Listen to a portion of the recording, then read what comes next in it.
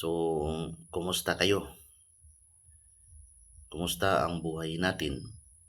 So, ngayon ang topic natin ay ang bilang isang retired teacher.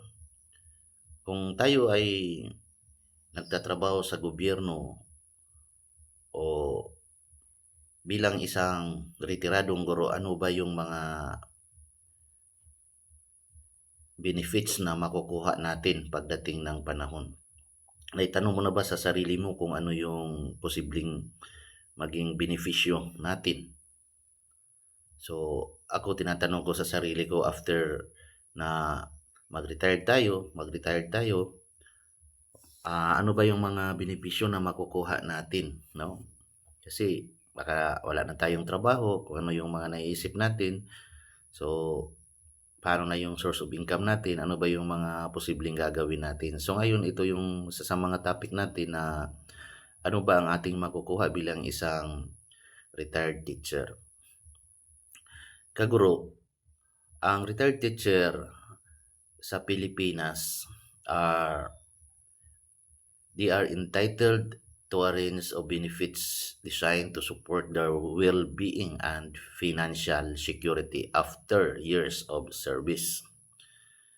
So, narito ang ilang posible na maging natin, mga assistance, no?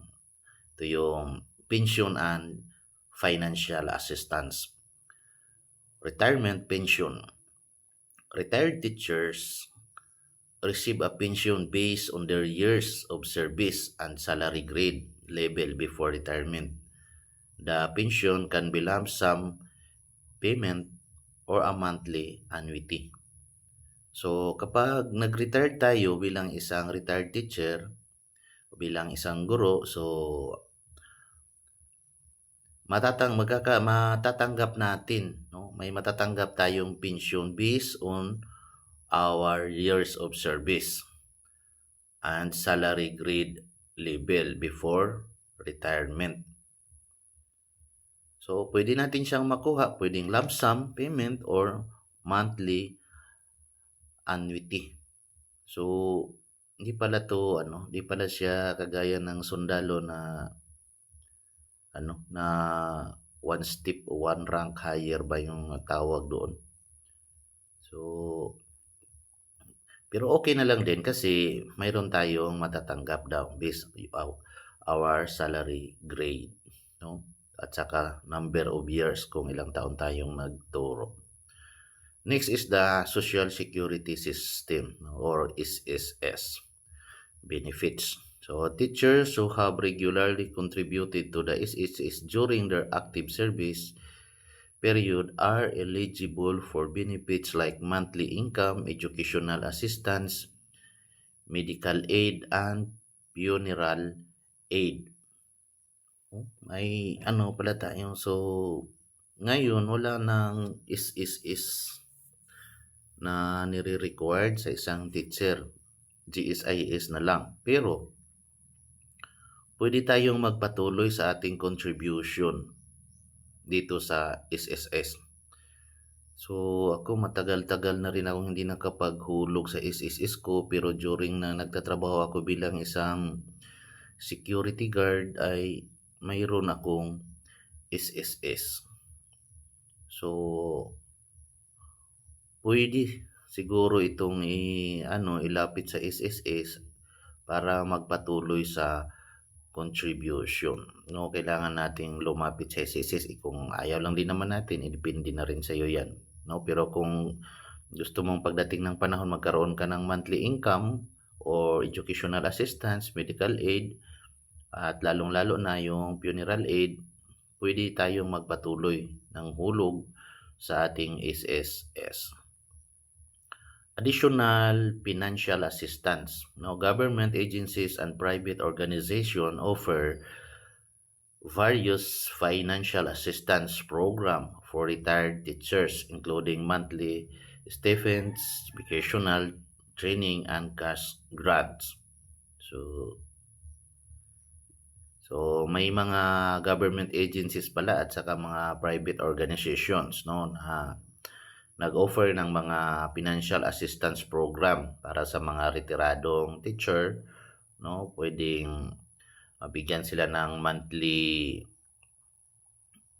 cash grants or vocational, 'no, mga training. So, mayroong mga ganiyang institution or kaya organization. So, mayroon din tayong tinatawag na pension increase. So, bills have been proposed to automatically adjust to monthly pension of retired teachers based on the current pay of their last position, aiming to provide a more comfortable retirement. So, pwede ding magkaroon ng pension increase. Maganda pag gano'n na may pension increase. Kasi makadagdag yan doon sa mga sa mga posibleng ating paggagamitan kagaya ng may bibilhin tayo, kung may pension increase naman, edi medyo makaluwag-luwag tayo kasi may dagdag nga yung pension natin, 'no? So, other benefits, health insurance. So, retired teachers may have access to health insurance coverage through their previous employer or government programs. So, mayroon ding mga health insurance. So, mayroon naman tayong GSIS, no? So, ang GSIS at saka SSS halos magkaparehas lang naman siya ng mga benepisyo. Ang pagkakaiba lang doon ay ang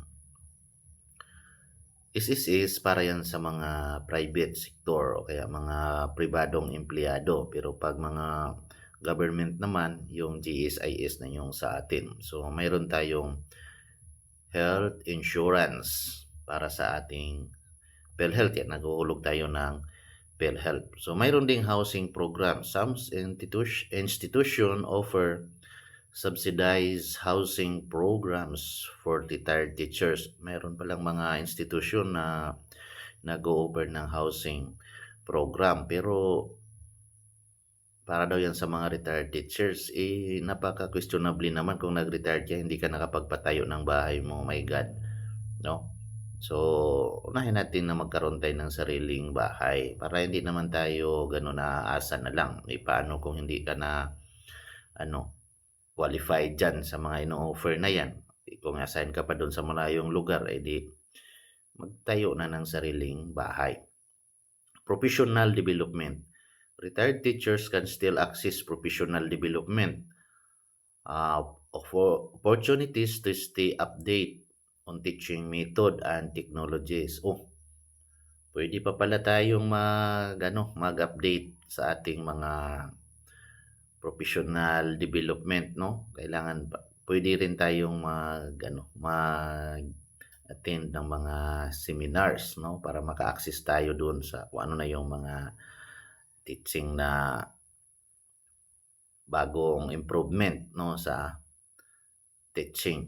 So, update din ng mga technologies, pero ewan ko. Pero para sa akin, kailangan ko na siguro. Kaya nga, nag-retired na tayo dahil gusto natin na magpahinga. Pero kung gusto mo rin namang mag-update, mag-attend ka ng mga training, no? Kaya mga organizations na pwede mong salihan.